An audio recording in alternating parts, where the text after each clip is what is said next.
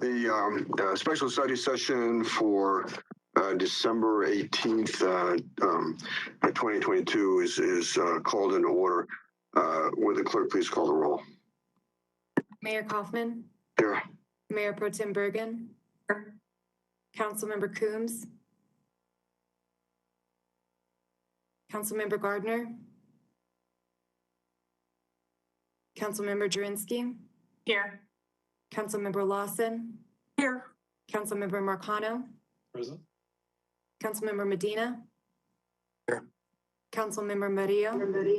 Present. Councilmember Sundberg? Here. And Councilmember Zabanik. Here. There's a quorum. Katie, do you need to make any announcements? No, we do not. Very well. Okay. The subject of the special study session is to receive a presentation on Aurora's on the previous program, Aurora's Gang Reduction Impact Program, or AGRIP.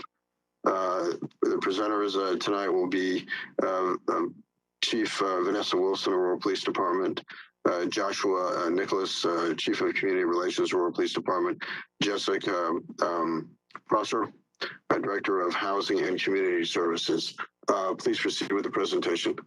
And the presentation, then once we're done with the presentation, then we'll have questions by members of council, and then general discussion will follow that. Thank you, Mayor. Josh, can you go ahead and share the presentation? Sure. Katie, if you can give me sharing privileges, I will share my screen. I don't see that available at the moment. So council members and Mayor, while we're getting that up, it was asked for us to give sort of an overview of the AGRIP program as we knew it, and then also to just sort of highlight what we knew of some challenges that may have been identified, and then also Mayor Pro Tem had asked, about best practices across the nation. We had a conversation, and I had sent that earlier in an email to all of you. Hopefully, you got a chance to see it, but we can talk about that as well if you'd like. But with that, again, myself's here. I have Division Chief Hildebrand on, John Schneebeck, who could talk about the cost behind the program at the time. I just want to say that none of us were in charge of the program back when it was in its inception. So we don't have anyone currently working for the Aurora Police Department that was really embedded or knows this program inside and out. So we've done our best to, in a presentation, kind of give you a history and a background. So with that, Joshua, I'll turn it over to you.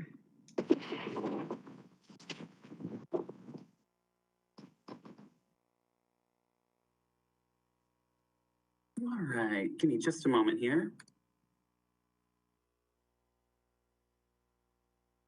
All right, I believe you can see things on your end. Chief, can you give me a thumbs up if we're all good?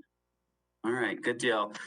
Great to be with you tonight, Mayor and members of council. My name is Josh Nicholas. I'm Chief of Community Relations for the Aurora Police Department.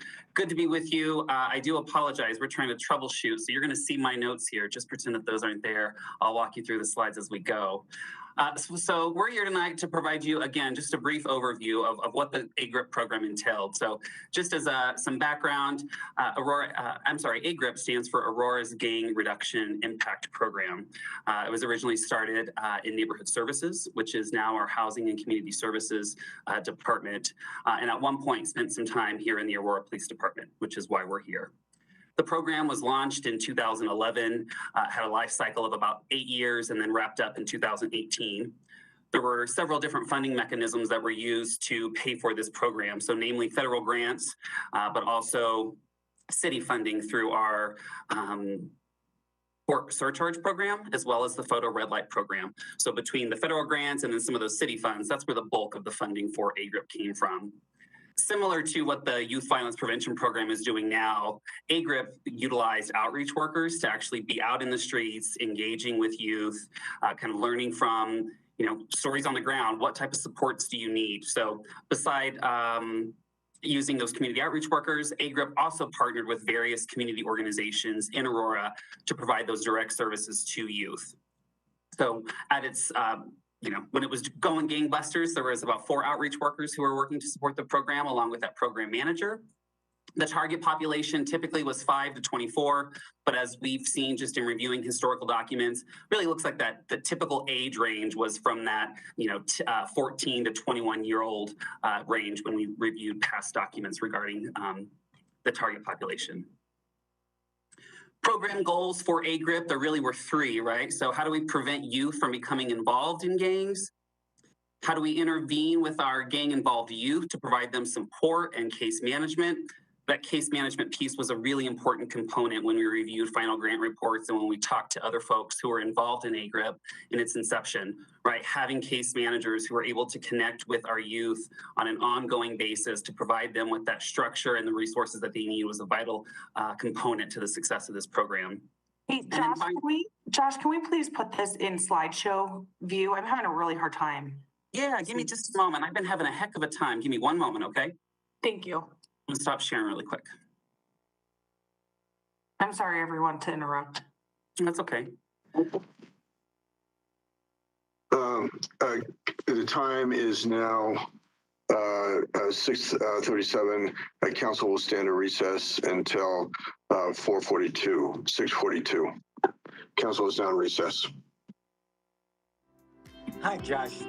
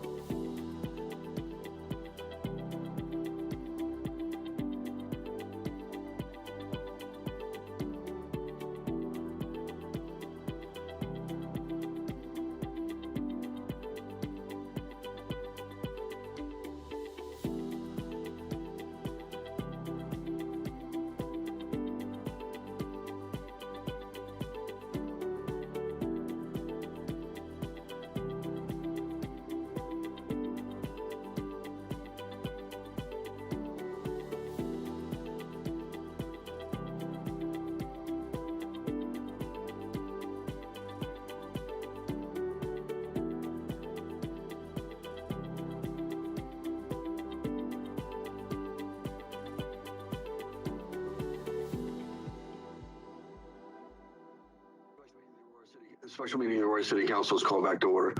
Please proceed with the presentation. My apologies, everyone. Back to our regularly scheduled programming. I'm going to start at the top here with those program goals. So again, there was 3 goals that AGRIP had its focus on. Prevention. So how are we preventing our youth from becoming involved in gangs? Intervention. How do we support our gang-involved youth? And then finally, expanding services. So how do we include juvenile reentry programs? Again, this was something that we saw in the historical documentation that we could find. You know, those older teens, particularly, 14 to 21, which was really the target range for this program. Those are the youth that we find need most support. On the right-hand side of the slide here, you'll see the AGRIP target area. When this program launched initially, it was smaller than what's identified here, but the need grew so quickly, and so additional funding was procured. They added a second outreach worker within a few years of this program being stood up. Those little black dots there represent the various high schools that are in the AGRIP target area. And if you'll notice here, both Central and Hinckley High School, where we've had gun violence as of late, are both located within the AGRIP target area. Rangeview, Gateway, Overland, and Aurora West are the other high schools that are in this AGRIP target area.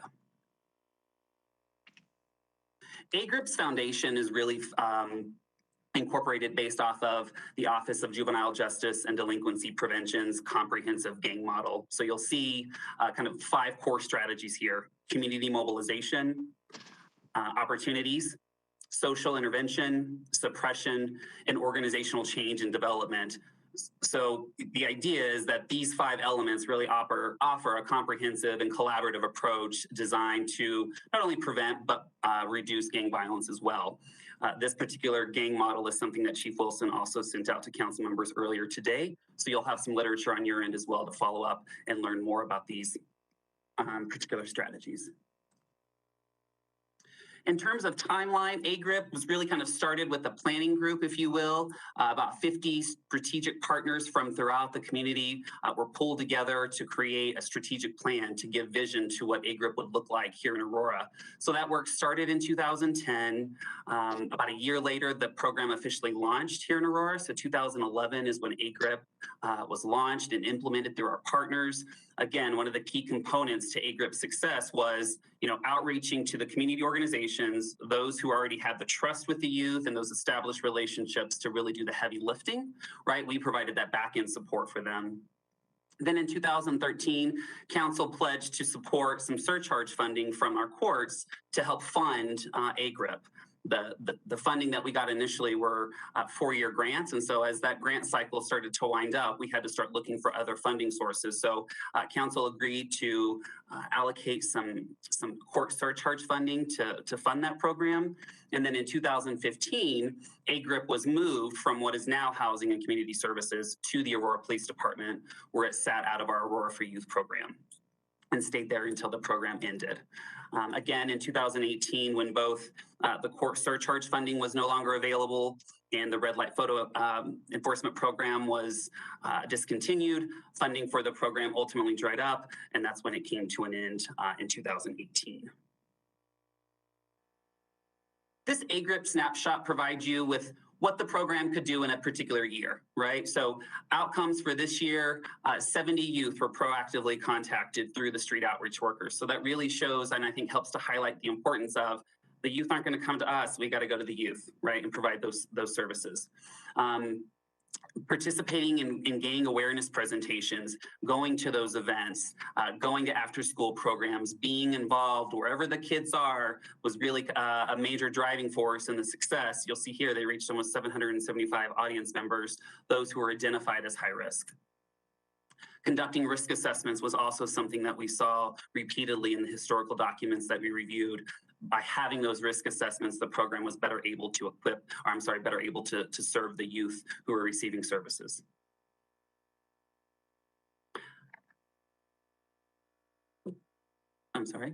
Unanticipated outcomes for that particular year, unable to meet some of those expected figures. We included that in that it might be important for council to really and staff really to identify, all right, what's a realistic number for us to achieve here, right? So setting those numbers that are realistic is something that I think is going to be important as we move forward.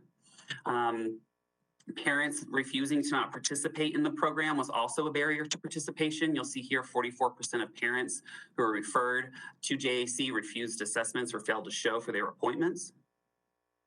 Also, failing to enroll in services was a program. So, providing them with the information to say, hey, here's how we can help you is half the battle. Getting them to actually take advantages of the programs and the services is something else. So that's something to be mindful of as well. And this last piece is interesting. What the street outreach workers found is that referrals for services declined during the summer when school was out, and then they saw an increase once school resumes. So something to be mindful of, again, as we talk about how do we, support our school partners as well. Some of the lessons learned from this particular year that we reviewed, there just needs to be more marketing regarding what the program can do, right? So parents then can become champions for this program and encourage the youth to be involved. Ongoing clarification regarding AGRIP services was also a barrier that the program folks identified, getting youth to understand why this program could be helpful for them, what services would be available, what career opportunities could come of this, kind of painting the picture so you've got a better understanding of why this program would be something that would be supportive of them and helpful. Evaluation data is also limited. So, in past city council meetings, we've heard about, we want metrics, we want numbers. And while we're able to provide you some as example at this slideshow, there's some things that just not are able to be collected or shared because of the nature of the information that's being shared between the youth and the caseworkers. So something to be mindful of. And then again, serving that older population of youth is going to be the challenge, but those are really the youth who are in most need of these services. This provides you with an overview of the various funding sources that allowed AGRIP to be in existence over those 8 years. Again, a lot of them were federal grants. You'll see on the left-hand side here, 4-year grants, both the AGRIP grant, the Power Up grant. So it's kind of some seed money to get the program off the ground and running for a few years.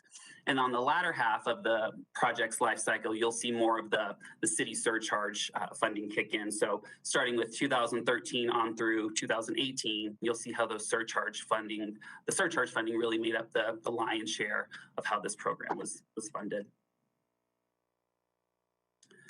This slide here provides you with just a visual overview of how those funds kind of ebbed and flowed over the life cycle of this particular project. So in 2011 here, you'll see that the Power Up grant, which is red, provided 90% of the funding for the program, whereas in 2018, surcharge, that aqua color, provided just a little over 70% of the funding. So this kind of gives you an idea of how those funds came in and how they were used over the life cycle of this particular program. This provides you with just a brief overview of how the community partners were funded as a result of AGRIP. So again, AGRIP was kind of the host, if you will, and then we worked with various community partners to provide these direct support to our youth. So GRASP, Friends for Youth, Hood Monsters, Mile High Behavioral Health are just a few of the partners who received funds through AGRIP to provide those direct services to our youth. And then finally here, these are really kind of the key takeaways as we have conversations with street workers, street outreach workers who were a part of this project when it launched in 2011, reviewing historical documents. These are what we felt really kind of captured what AGRIP was about. So it was a catalyst for a multi-agency partnership. We've heard that time and again from community members when we're at these town hall meetings. How do we increase partnership? It provided a spectrum of prevention, intervention, and suppression efforts. And really a multi-pronged approach is key to addressing this issue. It can't just be one, it has to be all three.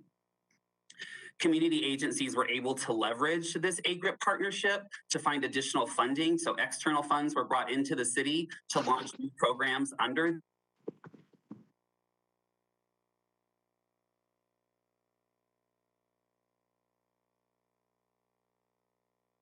Hey, Joshua, we lost you.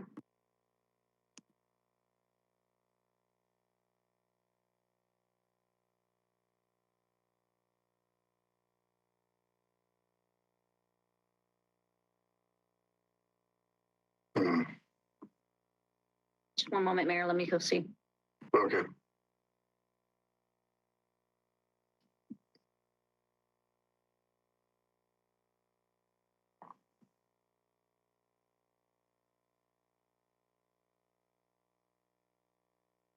You're muted. I've got computer issues, as y'all can see, low bandwidth. I apologize. The last piece I was just referencing is making sure that there's a dedicated funding source for this type of programming. When we heard from our street outreach workers who were a part of this program initially, their comments to us was, Josh, in that first year, we heard time and again from parents, yeah, this is a great program, but how long is it going to be around? These things come in, they're funded for a little bit, and then they're done. So how can we ensure that our kids have an ongoing source of support in this city? So that ongoing funding component was a key takeaway. And you lost your slides. That was the end of my presentation, Mayor. That's all right. Very well. Are there any other presenters? Very well. Questions from council members? Mayor, Mayor Pro Tem. thank you for the presentation. I think it was really good to get that background on the AGRIP program. You know, some of us were kind of there when it was implemented, but I obviously wasn't there when it really started the program. And then it was sad to see it go away with the loss of the photo red light funding. My question is, which I did, where's my notes here? I really did like the risk assessments referred by, so is Jack Juvenile something council? I don't know what the acronym is for. But It's the OJJDP, ma'am, and that's the, I always have to read it myself, Office of Juvenile Justice and Delinquency Prevention. It's mouthful. okay, So, okay. yes, ma'am. No, I So- think she's also referring to the Juvenile Assessment Center, the JAC. Oh, yes, okay. Yes, and that Yes, is the juvenile an ongoing partnership that we do fund. Okay, so they did the risk assessments then, correct? That is our understanding, is that they were involved in that. Again, I wish we had someone that was in the program. Unfortunately, the program manager is no longer with the city, and really we had no contact information. Yeah, and I think I heard that they, they did the metrics and they also did follow up with the youth. I heard on one of the parts that Josh mentioned was the older youth was really the challenge with just in terms of really, I guess, probably getting them into some of these programs. So I think, that's important for us to just keep in mind that they're the ones that we have to seek out. And I did like that the program did seek them, that it wasn't just, who wants to come to us. We really needed to identify that target group. So I think that was it on my questions. Thank you. Further questions? Mayor. Councilmember Marcano. Thank you, sir. So I know it was, sorry. Okay, thank you. I thought someone else was speaking. I know that was mentioned during the presentation that we had a hard time, gathering metrics during the life of AGRIP. And I just kind of want to, I guess, get some clarification on a little bit of an inconsistency I think that I see here, because we claim that the program was largely successful, even though we weren't able to meet the expected figures to for outreach. The slide though mentions that we had high rates of folks who refuse assessment or even fail to show up, and a lot of fail to enroll. So I guess lacking any real metrics, how were we defining success when the program was in effect? If I can add on to that, were there any performance audits about this from the specific elements of the program? Mayor, I don't recall running across any audits in trying to pull information together for this particular presentation. I'm happy to continue reviewing file cabinets to try to find appropriate audits, but I didn't see anything. Did you check with our audit department? I did not. Well, I advise you to do that. Please proceed on Councilmember Marcano's question. And in terms Could y'all hear me okay? Sorry, I realized my computer was using the wrong microphone input. Okay, great. Thank you. To Councilmember Marcano's question.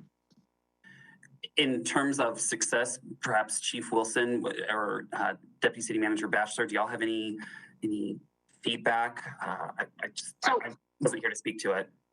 Sure. I think there became from what I'm understanding, is that A-GRIP through Jack would get assessments. They would reach out to DHS and to see if they could, engage with the family, if there was some sort of, children exposed to violence, things that they were able to come in and,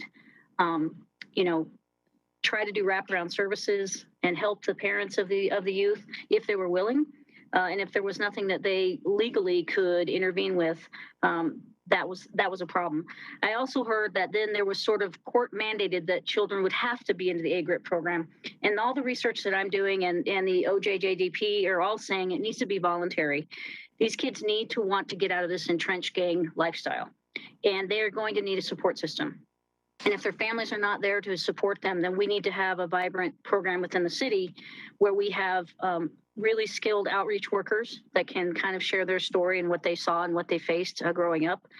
Just sort of like someone that has lived their life experience. And so I think that was, we can't measure prevention, Councilmember Marcano. So I think it was a success that the city even tried to do this. Obviously, I don't know if it had the 100% backing other than funding of people really invested in the program. And that's going to be me being extremely honest. But I think now that the community is very invested in seeing us do something, I think you as council members are very invested. You've created this youth violence prevention team. And I obviously, for myself and the police department, we're invested in making sure that we could really, stand something up that we can be proud of, and that we can really make sure assessments are happening, and that we can come back to you and show you successes in a more tangible form and much better record keeping. We will check with the audit department.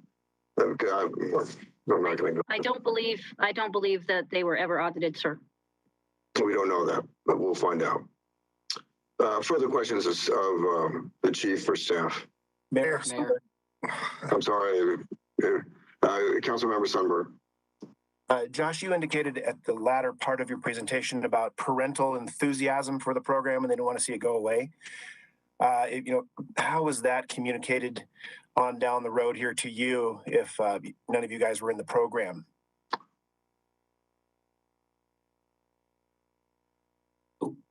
I want to make sure I understand that question correctly, Councilmember. What type of outreach did they do to parents? You indicated parental enthusiasm for the program, didn't you? Well, there was some parts that there wasn't enough enthusiasm on the parent parts. The kids weren't following through with enrolling for services. I thought I had heard later on that that there was some input from parents that they wanted to see something like this continue on down the road. Oh, I'm sorry. Yes. And that was just kind of in an off record conversation with one of the street workers who used to work for the program. And he said, Josh, a lot of the parents like this program, but they're concerned that it's going to go away because so many of these things come in and it's a big rah-rah for a couple of years and then it just kind of goes away. And now the parents are like, well, now what? Right. And so that was one of the key pieces of feedback that street outreach worker wanted me to pass on tonight was, there's got to be an ongoing source of funding to keep this thing up and running because it's going to take a good year to just develop those relationships with folks, to build that trust, right? So you got to get over that trust hurdle and then the real work starts. Yes, as a new member to council, it's just apparent that it's unfortunate that a program like this couldn't continue based on funding, a real lack of consistency for the youth with something like this. I remember seeing a couple of years ago on television, one particular council member saying that the program really needed to continue to have funding, but it just fell by the wayside, unfortunately. Mm-hmm. Further questions of staff? Mayor Zvonek. Councilmember Zvonek. Yeah, I don't know who can answer this, but why did it move from, it sounded like it was originally in neighborhood services to APD? Was there a reason for that transition?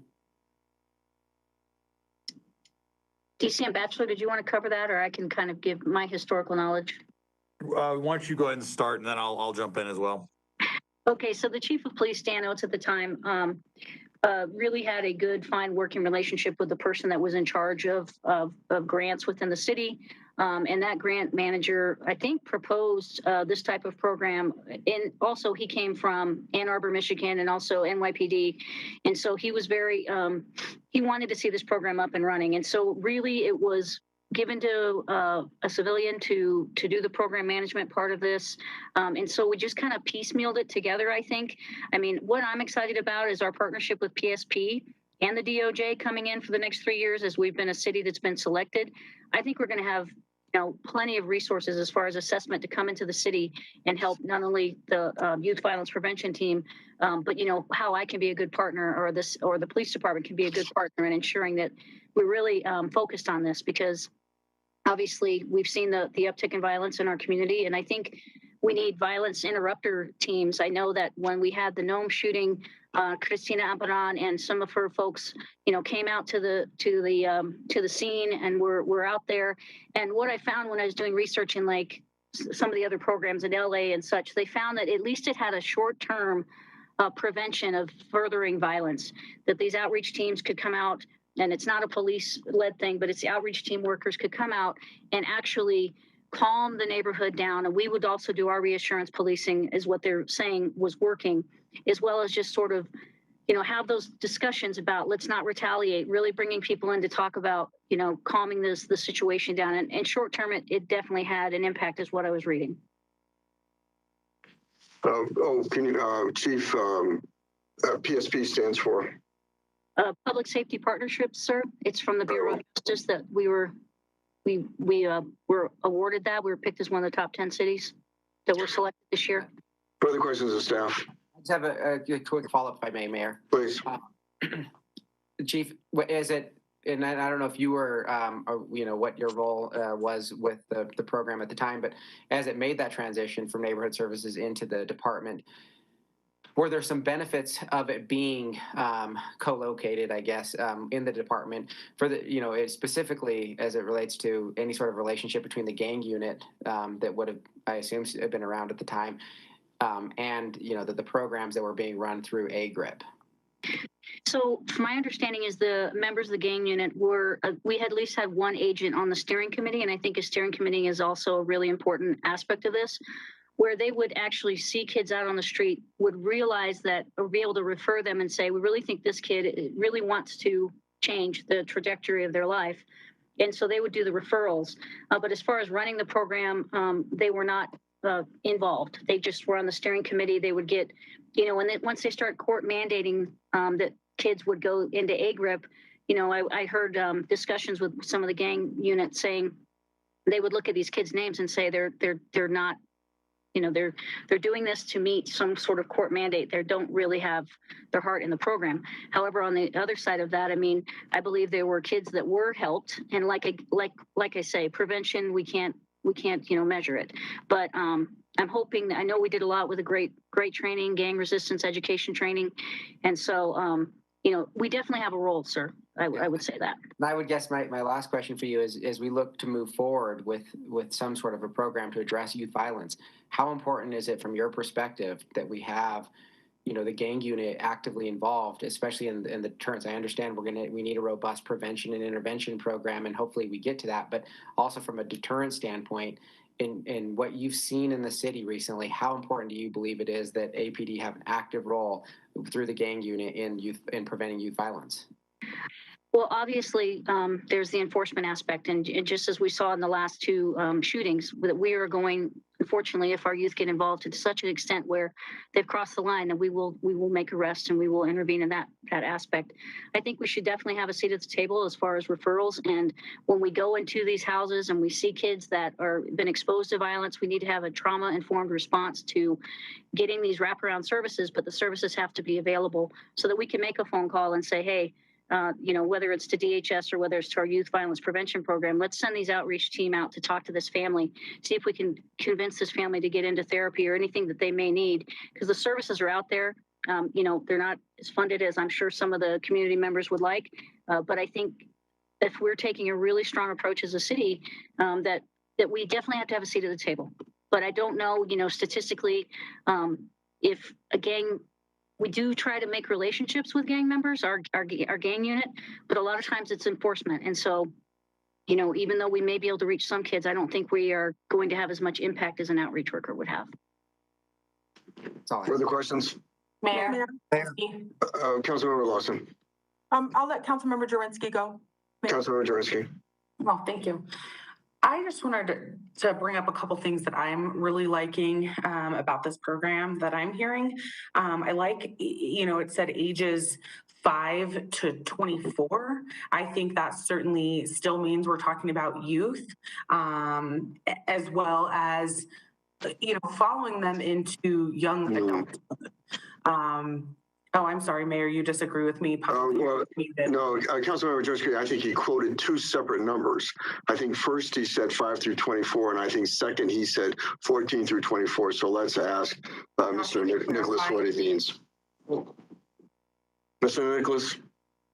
Yes, so based on the documentation that we were able to refer to, the target age was 5 to 24. It looks like, again, based on the conversations that we had both with the street outreach team and the information that we could glean from old files, 14 to 21 was typically the target age of most of the youth who were receiving the services. But it could go down as young as 5. Mayor, are you okay with that answer? It doesn't give us a lot of information. My guess is it was 14 through 21 because the focus was on gang involved youth. Sure, but even at 21, we're still talking about young adults, and I think that was my overall point. Sure. That I really like that this program follows these youth into young adulthood and still provides services. I really like that aspect of it, that we're not just talking about youth. I like the schools, how they mapped it out by schools, the 6 high schools chosen. 5 of them are APS and 1 of them is a Cherry Creek school. I would like to see with this program, maybe what support we could get from the school boards.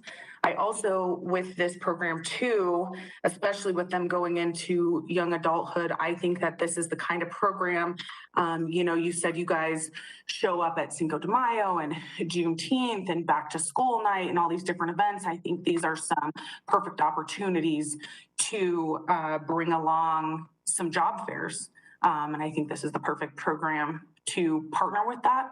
So those are my comments on this. And thank you so much for the presentation. Councilmember Lawson. Mayor, I'm going to let Mayor Pro Tem go because I have more of a different recommendation. Sorry. Okay, so yeah, that's in the discussion phase. Okay. For further questions, Mayor Pro Tem. Oh, yeah. I just, this was actually on the other document that Chief Wilson gave us on the comprehensive gang model. And I was just going to ask about the steering committee because I think that's a really good model, is to have that steering committee, and I don't know if that would be made up of 17th, 18th Judicial and APS and possibly Aurora Mental Health or who that would be. But I like the idea of that kind of, as the name implies, steering, the strategy of the program. Because obviously a lot of those partnerships have resources that we can tap into. So I just wanted to make that comment. Further questions? Mayor Sundberg? Councilmember Sundberg. I think whether it's AGRIP or youth violence prevention, it's only going to be as strong as the partners involved. I know some of those mentioned in the presentation. Jack Juvenile Assessment Center is active and strong.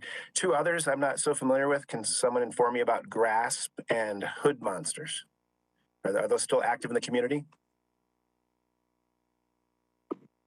So the GRASP program, I believe, is still working in Denver. And I know that they are active. I know Jason McBride and others are still working with GRASP. And so, these partners are still out there. I'm not sure about Hood Monsters, sir. And I think that's where we went to the younger kids, is they started working with kids early on to try and build those relationships and giving them opportunities and talk about, just making sure that we were, be encompassing of the entire family. A lot of these families have are gang members themselves, and it grew up historically, generationally with gangs.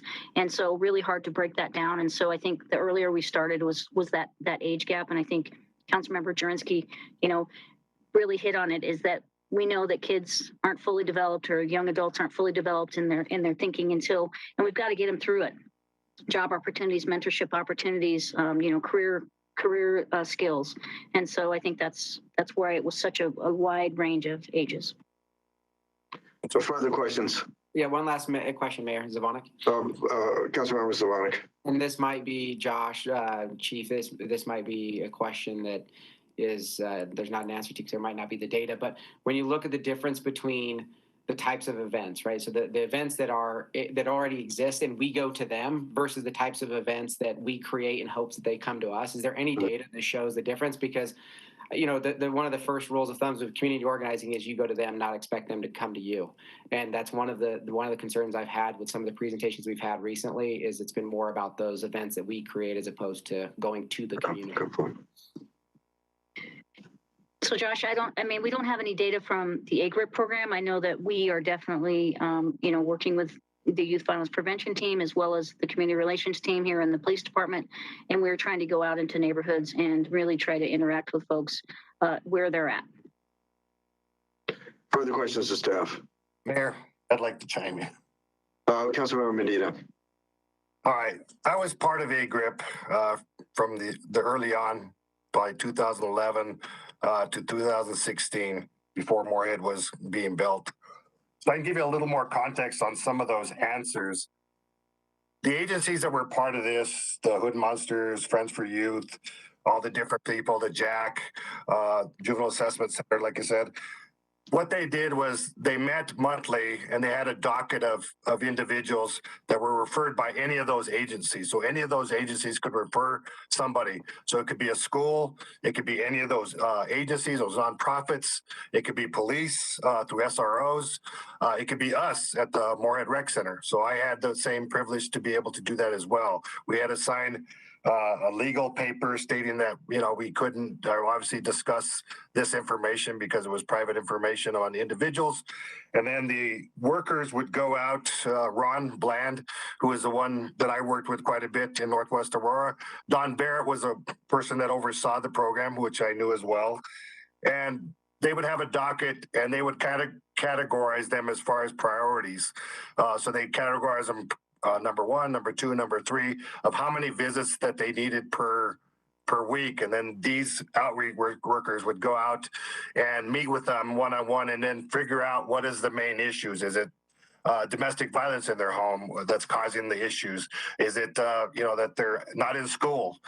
Is it that they don't have a job? They were a variety of different things, mental health. And then they would, from that, create basically a thing to work on all these issues. And then they would also check with all the families. So that's why I think they had the 5-year-old, was because they knew that there was also opportunities that if these young people, 15, 16, were doing in gangs, then those younger siblings were seeing that action and that they would be susceptible in the future to be doing that same activity. So they also worked with that and the adults, because a lot of youth, they had issues with adults. I mean, I can tell you a lot of different stories around that, where the adults were also some of the issue with domestic violence against their own youth, against the youth themselves. And so they didn't feel very comfortable in their homes. So it's quite extensive on that. Like I said, we were able to refer as community members and as agencies to be part of that coalition. And yeah, I think it worked in some aspects. And then we always went by what the outreach workers wanted to do, because again, they found out that there were a lot of people that were trying to get out of court dates to not, to get it off their record or not be, say, if we're part of this, then they'll go right back as soon as they got those dismissed. So we were relying a lot on those assessments that came from those community workers that worked with those individuals on a daily basis. And the Gang Task Force was part of that as well. So like I said, there was a whole group of people that were looking at this from a variety of angles. And then, as ourselves, as the rec center, it was there programs that we could offer kids, like boxing or lifting or basketball or some other kind of programs that we could do that they were looking for to connect them to. So it was whatever the youth were kind of looking for, we were trying to connect those resources to those. And the Hood Monsters was kind of doing things from they were primarily sports, doing youth sports basically for 5-year-olds because the city of Aurora didn't have any youth programs in Northwest Aurora. And so these outside agencies were kind of picking up that ball. So that's just kind of a little bit of overview. I'm going to look over some of my materials from the city. I may have agendas and maybe some information that if I can get a hold of that, I can pass that on to everybody so you have a little more context. Mayor, Thank you. This has been the most helpful segment of our entire meeting so far. Thank you very much. Okay, if there are any other questions, and then Councilmember Lawson, is more a discussion phase, or do you have a question to staff or Mr. Medina, Councilmember Medina? Okay, are there any further questions? Seeing none, then we're open to discussion. Councilmember Lawson. Mayor Kaufman, thank you, Josh. Thank you, Chief Wilson, and Jason for also putting this presentation together. Of course, Councilmember Medina was on the committee way prior than I was. I was only on it for 2 years.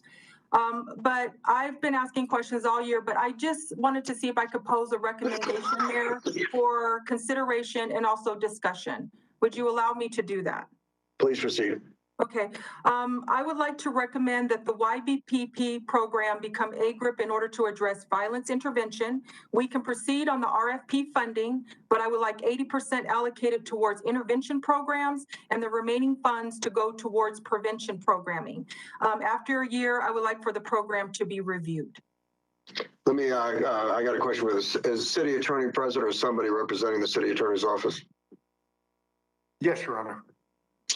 Yeah, Dan, this is a study session where so how would we deal with this? Could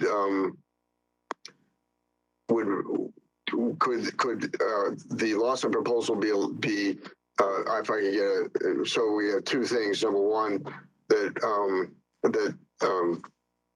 Councilmember Lawson would have to move forward with a formal resolution requiring a vote, or that this proposal of Councilmember Lawson, that we have the ability during this particular study session to move it forward at this time to a regular meeting where it would require a vote. And it could, yes, and it could be done as a motion instead of a resolution. Okay, out of study session. Not at study session, but at the regular meeting. So it would be, is there any objection to moving the Lawson proposal forward? That would be, wait, let me finish with the City Attorney. And perfect. You're right on point, which is move it forward to the regular council for a motion. Okay. So Mayor Kaufman, can I get just some clarification from yourself and also the city attorney, or mostly from the city attorney? So this is basically, I'm not having to do any type of resolution. I'm just able to, at the next council meeting, move this motion forward. I'm just trying to understand that process, sir. And that's absolutely correct. The resolution would formalize it, and the language would be there, but you can also do it by motion if you would like. At this time, let me go to Councilmember O'Connell. Thank you. So Councilmember Lawson, I guess I just want to get a better idea of the objective that we're hoping to accomplish by, turning the YVVP into AGRIP, because my understanding based off of the backup and some of the discussion that we've had today is that AGRIP was a little more limited in its scope and potentially, based off of what we received, less effective in some ways. And the YVPP is actually expanding on what AGRIP did. It has a lot of those same objectives in the programming already, but additional ones as well. So, specific funding aside, I'm just curious to better understand what your objective is with this. Well, Councilmember Marcano, when I spoke about this, when you voted on it, I said I wanted this to be AGRIP 2.0. I think that this AGRIP program actually provides the foundation, and there was successes with it. I do think that there's some gaps that could be filled with the program, but the foundation is there, and I just disagree. I think that there was success with this program. So I'm saying that it doesn't have to, I mean, to me, it challenges the vulnerable youth that we're talking about, which is the gang youth. But it also, in the presentation, it also talked about youth that were also going in towards violence. And I really think that the intervention piece is important. I wanted this to be AGRIP 2.0. I mean, and I stated that from the very beginning. This program has become bigger than what I expected it to be. And I think that this is a more condensed version to at least get us on track and have a foundation. Within this proposal, I'm hoping that we can review the program within a year. So that's my reasoning behind the program. It is way too big. And for people to go out and say, well, we don't understand, I disagree with that. I hate that narrative. We do understand, we do our research, but that was what the intent, to condense this program so it could be more formatted into this structure, which I like this structure. And I think that that's why I wanted the program to be structured in this way from the beginning, and then fill in some of the gaps that we need. Mayor? Further discussion on the Lawson proposal. Mayor? Yes, Mayor? I'm sorry, is it Mayor Pro Tem and then Councilmember Zavonic? Yeah,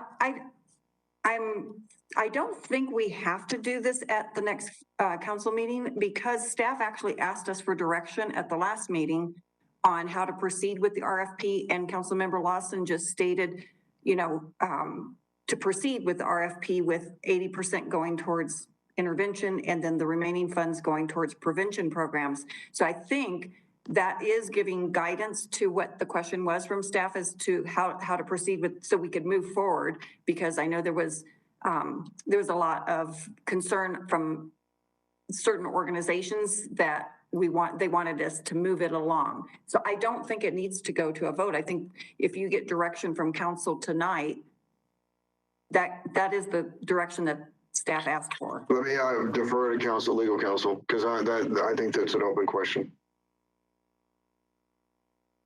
And it's whether you want to formalize that process. So, but I don't understand. is it just as binding as without formalizing it? I guess that would be my question. and if staff moves forward with the RFP, you end up in the same place with direction from council. Okay, very well. Then after discussion, I'll ask. I'll get a sense of the council, and that will be the instructions to staff and on how to proceed. Further, Councilmember Zavonic.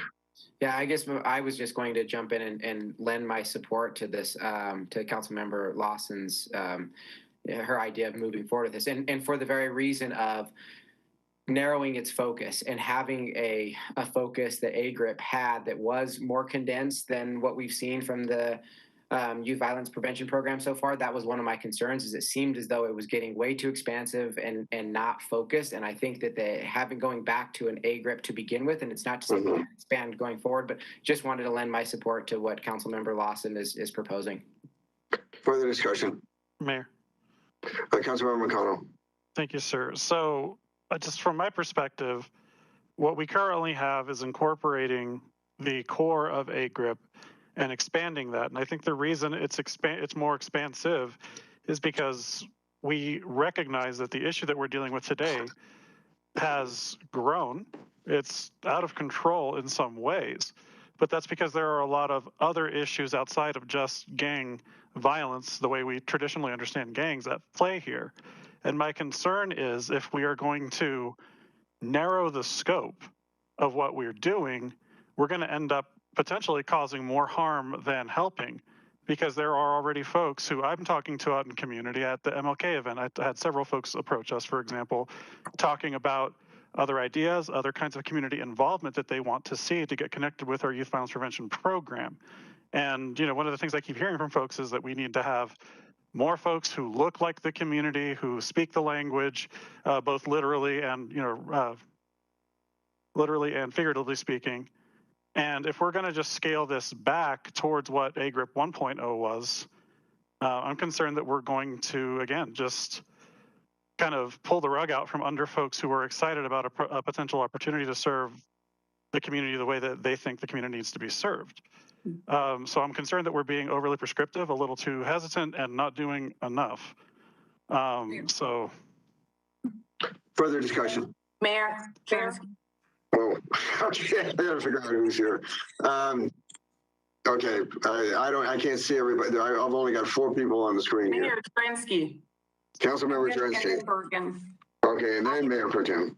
I just want to kind of follow up to what Councilmember Marcano just said. If people in the community are saying that they want people that look like them, they want people that sound like them, I think that's a pretty bold statement to say that, police officers involved in this program or police officers involved in this gang unit don't look like them or come from some privileged life and wouldn't be able to speak the lingo or understand where they're coming from. So I just want to say that I find that comment pretty offensive.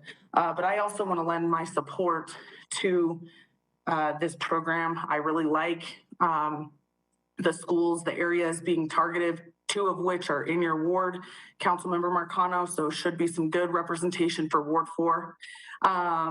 So I also would just like to add my support and say that there is room for some expansion here, like with some job fairs, things like that, and community partnerships, bringing in the school boards maybe to help. So I also want to lend my support. Mayor Pro Tem. Yes, I think we're not saying that those other programs can't exist. I think in Councilmember Lawson recommendation that there would still be funding for preventive programs. So they can still apply through the RFP process and could be awarded, monies for ideas. But I think we're forgetting that there are also a lot of resources out there that don't need our money, that simply are going to partner with us, whether it be mentoring programs or, tutoring, job vocational training. We can work with businesses to get all of those things, all those resources put together without any funding for it. So I think, this is lending a focus where we need it, because right now we have teens that are shooting each other. And it's a crisis. And I think what we really need to look at the problem at the tip of the spear when you have youth that are being lured into crime. The whole purpose of this program is to intervene and to hopefully give them direction to better their lives, to make their lives more positive. And we can do that with this program, and we can do it with, again, with the volunteer organizations that don't even require the funding as well. So I'm very supportive of the program. I think this will give us a year to evaluate the success. And then at the end of 1 year, look at what needs to be tweaked. Yeah.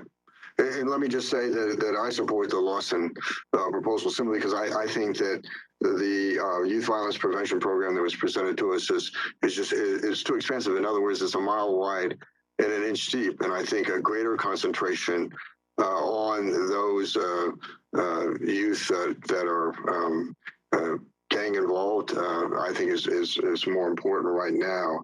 And this does allow us also some programs certainly outside of that approach. But I think let's build on the program we have. Further discussion. Mayor. Councilmember McConnell. Yes. First, I just want to say and just kindly ask Councilor Majorinsky to not put words in my mouth because I didn't say what you said I did. But I do have a question for the chief, and that is, what is the percentage or quantity of gang involvement that we're seeing with regards to the youth violence? And I'll say that it was my understanding that most of it were interpersonal issues that kind of blew up over the course of the pandemic. I think you and I talked about a let out, God, what was it when the first lockdown ended? And we've kind of seen that trend continue where I guess folks are quite literally beefing over social media, and then they get back into the same areas at school. And then unfortunately things manifest in stupid ways. So could you elaborate a little bit on that for us, please? So I would say, sir, that we have a violence issue within the city right now, and we're seeing that amongst our youth.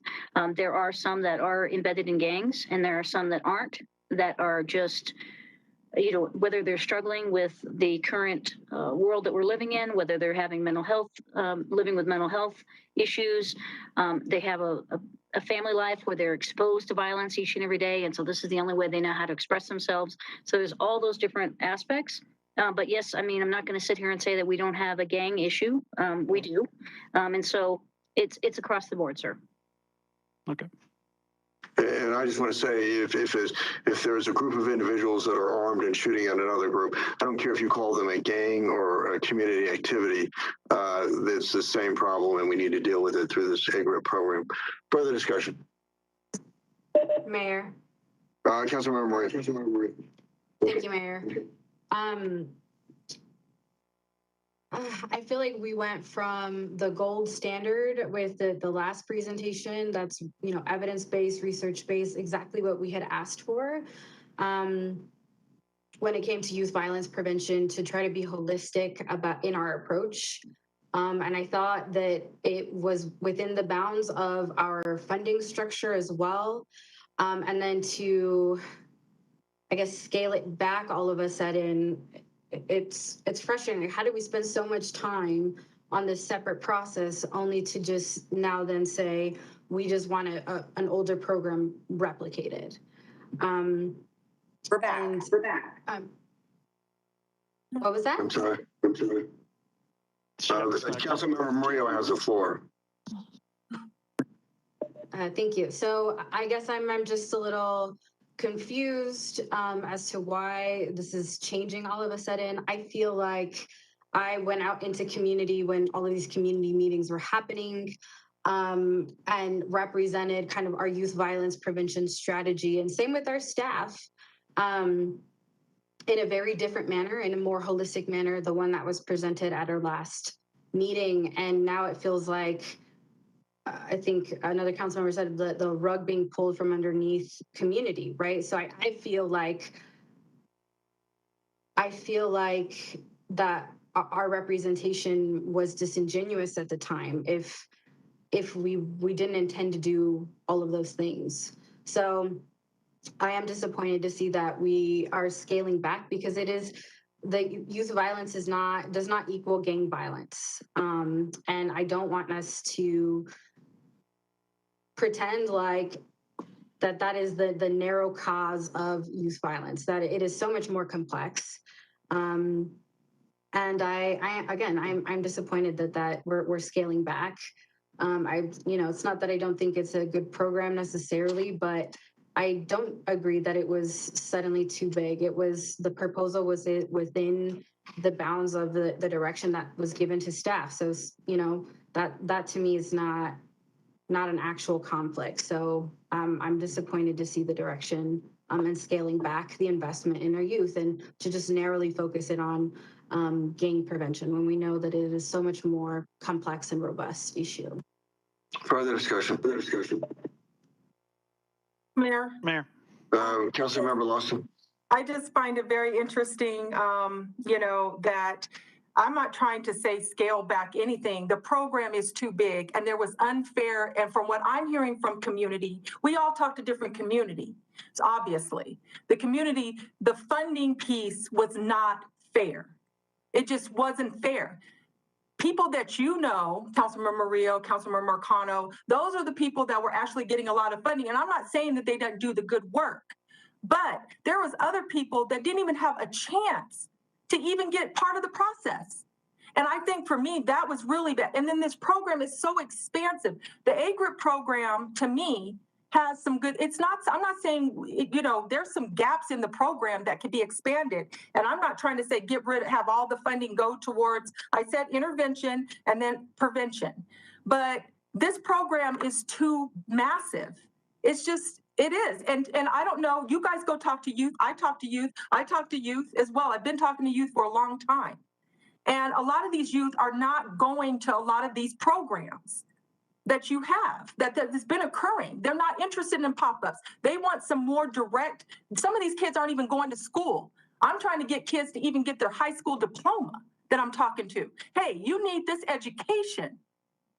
because they're just out there in the streets. And if they can sell a gun, get a gun, and they can tell me, Councilmember Lawson, why do I need to do something? Why do you want me to go to these things? I can get this gun and sell it on the black market for $1,000.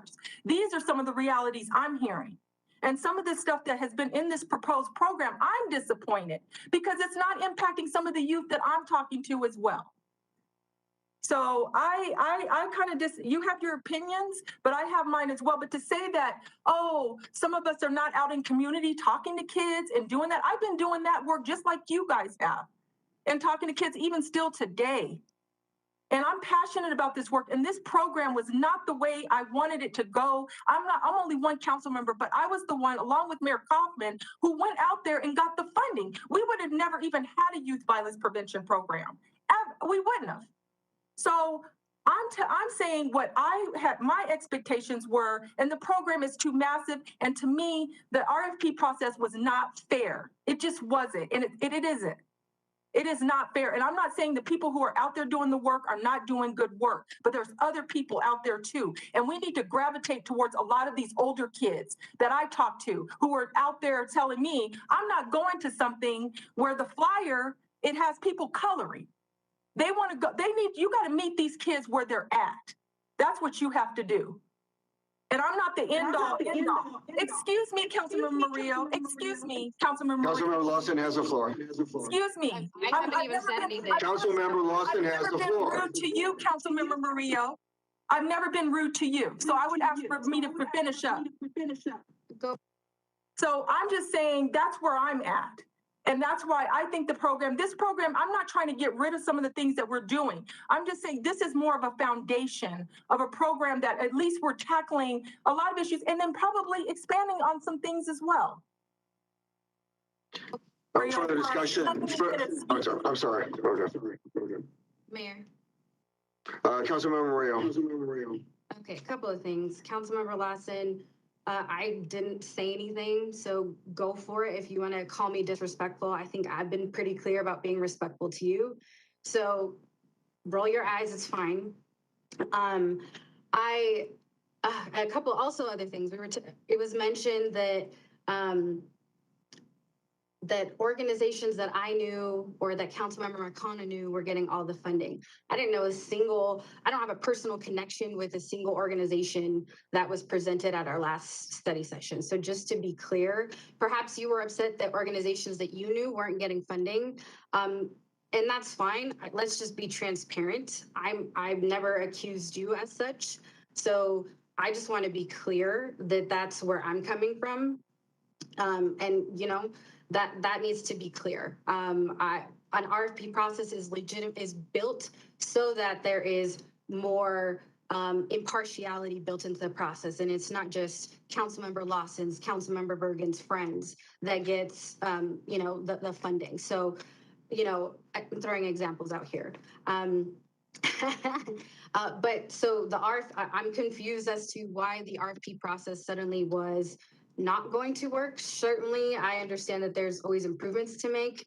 You know, I feel like I've said my point and said my piece there. To be clear, I didn't have a personal connection with any organization that has received funding. So to insinuate otherwise is just false and misrepresents where I'm coming from. I was really excited to hear the last program proposal because, again, I felt like it was thorough, research and evidence-based and holistic. I didn't think it was too big. We're the third largest city, approaching 400,000 people, and we keep talking about an increase in youth violence. And I was clear that there were different strategies. There was a 4-year, 5-year plan about where we were going to go. And I really liked that there was clarity, there was intentionality. We hired a subject matter expert who, you know, I could say all day long that I've talked to youth and that you know, and I do all this community engagement and that I sit on a youth violence prevention and delinquency prevention board for the state of Colorado. But I don't, and I was going to put, you know, we were working with somebody who has done this professionally, who has worked in the trenches with youth to come up with these these evidence-based solutions. So yeah, I do think we are scaling back. If anyone takes offense to that, that's for you to negotiate and not me.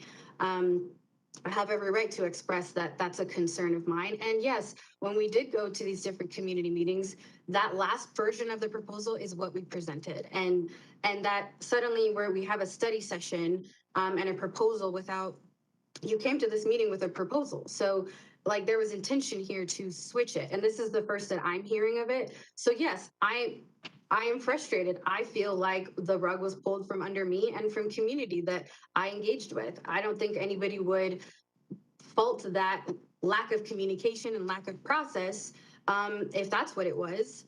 On my end, I haven't, where was the dialogue before this, you know? So it was a shock to hear that your proposal. So yeah, I still stand by what I said, and please don't put words in my mouth. I have been nothing but respectful to you. So yeah, that's where I'm at. Mayor Marinsky. Councilmember Jaworski. I just want to say, I think that as shocking as it may be that Councilmember Lawson came with a proposal tonight, I would just like to say that's because some of us, we're not going to rest until there's immediate action on this. I think the AGRIP program, the fact that it absolutely directly addresses gang violence, not saying that all youth are in gangs, not saying, you know, that all youth are gang members, but it addresses the elephant in the room, that there is a gang problem in this city. So whether it's gang prevention, whatever it is to help these youth, you know, I think this provides immediate action. We're not going to sit around anymore. There's nothing else to talk about. And if we're going to talk about a fully funded gang unit or pop-up yoga sessions to end gang youth violence, I'm not sure how that's such a big shock, but we want action. We want action. And as much as it's being made out to seem like we don't want action and no, we want immediate action, but we want action in the right area. And I think that this provides it. And I don't see how we have a conversation about whether you want to call it youth violence and I want to call it gang prevention. I don't see how we even have that conversation without including the police. So I think that's why we are where we are tonight. And that's all I wanted to say. Further discussion. Mayor. Councilmember McConnell. Thank you, sir. So I just want to first address some of Councilmember Lawson's comments, specifically with the RFP process. I agree that there are issues with our RFP process. I've actually heard from other organizations who wanted to participate, but found the process very cumbersome and convoluted compared to Denver's, for example, to apply for these things. And that was actually something I was hoping we could maybe talk about at the Red Tape Committee to help nonprofits and NGOs work with the city. I don't have any personal connections to nonprofits, and you know we all operate at the same level. I think none of us can pull strings. It's exceptionally unethical to do so, and violates our charter as well. So I don't know, where some of what you said is coming from. I get the frustration about the process for sure, because I'm hearing about it as well. But I just wanted to say that, like, the RFP process is completely out of our hands. And I encourage folks to Quora, all of our emails if they want to see if anyone's ever tried to meddle. I do agree that we need to address some of the gaps in terms of what services we're providing. You identified, I think, a point that doesn't really get talked about enough within the context of youth violence, and that is that, yeah, there's a huge economic driver behind a lot of what we see, because you're right, someone can get an illicit firearm and sell it for $1,000, and that is far more lucrative and quick than finding let's say typical gainful employment. The poverty is at the root of a lot of what we're discussing here today, and if we're actually going to meaningfully address that, I think that if when we're talking about public safety, it can't just be a youth violence prevention program or just a our gang unit, and always be looking at the reactive approach. as a body, we need to be looking at the material conditions that our community lives in, especially the part of our community where a lot of this activity occurs. And I'll actually point y'all back to our study session that we had earlier in January with our hazard mitigation plan. There were several maps in that packet that showed high areas of high socioeconomic vulnerability, with high language barriers, with high social risks. And when you overlay that information with maps of where a lot of violent crime happens in Aurora, it's the same area. So if we want to actually put an end to that, we need to address the systemic issue as opposed to looking at some of the, or really just approaching it from an individual or small group perspective all the time. It's going to always cost us more to be reactive than it will for us to be proactive, right? What's that old saying? An ounce of prevention is worth a pound of cure, right?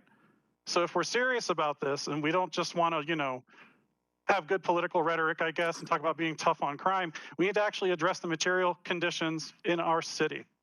If you do that, the problem will actually be easier to resolve than it will if we just continue dealing with the issue by the time it's gotten to the point where you need to get the criminal legal system involved, or even youth violence prevention programs. So I'm not saying no, I'm saying yes and.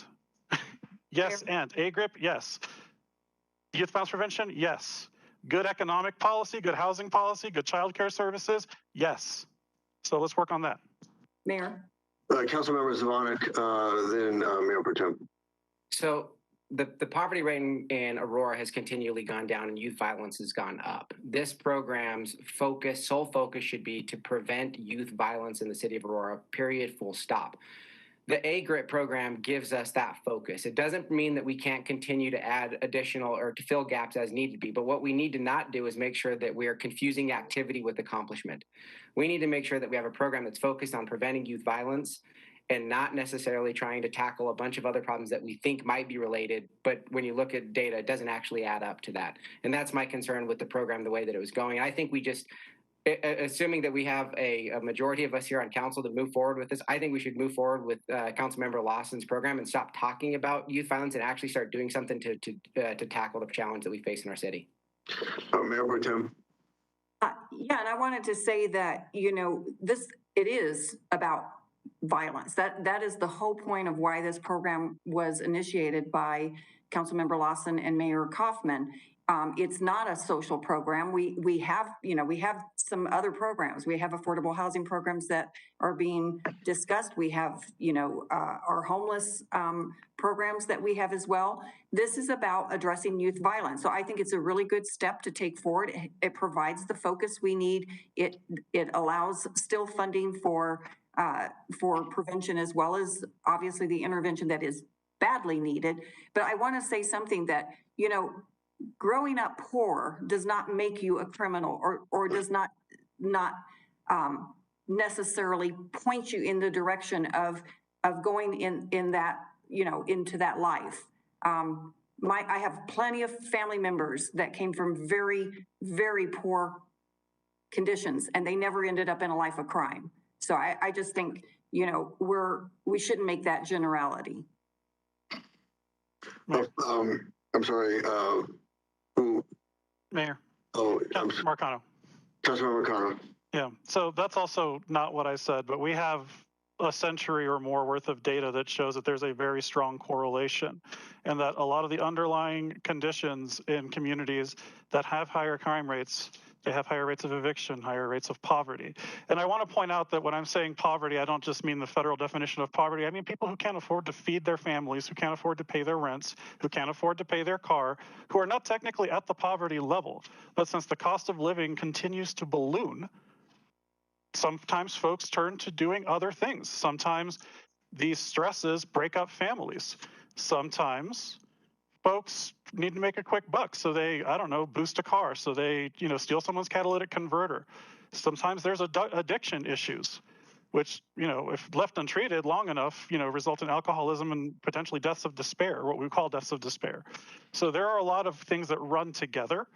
And what I'm trying to do is have everyone here understand that this is a systemic issue that we need to address in a larger way and not just hyper focus on one problem, because you're going to deal with one small part of the overall problem, which I understand gets into the news and, you know, is politically expedient, but we're not going to actually solve the issue. We're just going to put a bandage on it, and it's going to fester. Because I want to point out, the whole time A-GRIP was in existence, the crime rate in Aurora continued to rise. We've had a rising crime rate here since 2011. So, and it only becomes a big issue when it's an election year and, you know, the crime rate spikes because of COVID, I guess, and other, you know, underlying material conditions, you know, those deficiencies being exacerbated as a result. So let's be real. If we're going to look at the data, great. Let's use all of the data and let's actually make good decisions. Again, I think A-GRIP was probably pointing us in the right direction, but that program by itself is likely not enough. What I'm hearing from, you know, the community members I speak with is that it's definitely not enough, and that we need to take a yes and approach, not reduce services, because we are already reaching people. We reached 2,700 plus kids this year alone. That matters. Mayor? And I just want to say that we're not talking about spending fewer dollars. We're just talking about concentrating the dollars on fewer programs. Mayor Pro Tem. Since I've been on council, I remember us touting in publications that we were one of the safest large cities in America. So I don't know about the crime statistics continually going up. I think in the last 3 years, they have escalated to a very high level that is unacceptable, as being told by my constituents, that to the point that some are moving out of our city because of the crime rate. So I think we need to probably move on from this discussion, but I think this is a really good program to focus it where it needs to be focused and utilize resources that are available that we can leverage, that are free as well, that can give other opportunities. Further discussion. Councilmember Moreno. Thank you. You know, I think I've said a lot. I agree with lots of points that have been made. Again, disappointed that we're scaling back the scope of this programming. We know this is holistic. I've heard a lot of one-liners today about commitment to youth. I'm steadfast in my commitment to supporting our youth and their success, and that's why I feel so strongly and so let down and disappointed by scaling back. And you know, again, by saying that youth violence prevention is now turning into a gang violence prevention program, I think that's sending the wrong message. Our youth are not just automatically involved in gangs. That is not how youth just end up in youth violence, this broad term we're using. So I think that's wrong. That's wrong that we are equating those things. And I'm hearing people say otherwise, but that's literally what we're doing with our funding. We went from this broad scope, holistic, evidence-based direction of a program to now narrowing it to gang violence prevention and calling that youth violence prevention. So again, I'm not against that individual program. I heard that there was need and desire for that, and then to include some of the other really wonderful things that were being proposed from the original proposal. So you know, for that reason, I'm not going to be supporting. I do support the program. I don't support scaling back and narrowly focusing our youth violence prevention strategies solely on gang prevention and reduction. It is not solely the issue. Further discussion. Mayor, this is Jim Trombley. Could I interject something? Please. Police auditor has let me know that we had a 2018 internal audit of the A-GRIP program. It looks like most of the findings had to do with management issues, but I'll go ahead and send that out to everyone right now. Thank you very much. I really appreciate that. Further discussion. Mayor, just quickly. Councilmember Medina. Is it possible to get the more people that have been involved with it so that there's more, I guess, information? Because again, I think the same thing. We're kind of narrowing it down to one thing because we want a quick win, and I understand that. But, you know, Ron Bland, who is one of the community outreach people I'm connected to, as well as the person that oversees GRASP in Denver, which is Johnny Williams, who I know both of them. And also, is this program going to be citywide, or is it to certain wards, or what? How is this going to be implemented? Because A-GRIP originally was started in Northwest Aurora, and in those other schools, I can tell you that it wasn't pushed that much. I mean, I didn't see much in Rangeview, and I coached there. I didn't see much at Gateway. I didn't see much at Overland. So I know West definitely and Hinckley, but those three were the only ones that I heard a lot more and that we got more referrals from. So just trying to get more information to make a better assessment. Further discussion. Councilmember Lawson. My intent, we have heat maps. So in the original presentation that was presented by Christina, there's heat maps in there. Of course, the violence has spread. In the beginning, the A-GRIP program was just for Northwest Aurora. But of course, we know that the violence is all over the city and it's jurisdictional. So that the intent is not to keep it in one area. I mean, we have to look at expansiveness throughout the whole city. So that's how I was looking at it. That's what the importance of the conduit with the outreach workers. They kind of go to these different spots and provide the resources, or however that worked. But that's what I've seen an expansion in the city. We have to address it all through the city. And I just want to reiterate that I am not trying to just transform this program. Yes, it is. We're focused, this program focused on gang violence, but it also says in the presentation as well, youth that are actually, I don't have the actual language up in here, but youth that are actually prone to violence as well. So to switch the narrative, which that it doesn't surprise me to say that, you know, I'm proposing just everything to be a gang violence. If that's so untrue. But I hope that people who know that I've been, what my passion was and what my initial proposal was this for, that they'll kind of realize through all of the things that have been said, that that is not the intent. And that's why I said it's expansive for other gaps as well. I mean, I'm not just trying to keep it at this level. Of course, we have to expand it. The city's growing. The city is a different dynamic. We definitely have different issues. So thank you, Mayor. Further discussion. Mayor Jurenski. Councilmember Jurenski. I would like to ask, I think several of us have brought up that, you know, we don't want to delay this anymore. I think several of us have expressed support, and Councilmember Lawson has, you know, asked to get a count to find out where we're at. I don't know if she needs to make a formal motion. I'd like to give her the floor to do that. But if we could get going, I think there's really nothing else to talk about. The public is waiting for us to make a decision on youth gang violence. There's no call for the question in study session. It's an informal process, but I do hope we can wrap up discussion fairly soon. Further discussion. Seeing none, the question before us, and I will get a sense of knowing that we don't take formal votes, but I will get a sense of the city council. Let me start. Councilmember Lawson on the Lawson proposal. I support, Mayor. Councilmember Gardner. Not present. Councilmember Jurenski. I support it. Councilmember Zvonek.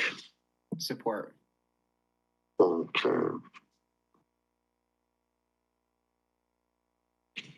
Let's see. Councilmember Murillo. I support youth violence prevention, but not narrowing it to just gang violence prevention. No vote on the, or no on the Lawson proposal. Councilmember Sundberg. I support. Let's see, Councilmember Medina. No. Councilmember Marcano. No, we're narrowing this too much. Councilmember Coombs. Not present. Councilmember Bergen. I support it. Okay. Mayor supports.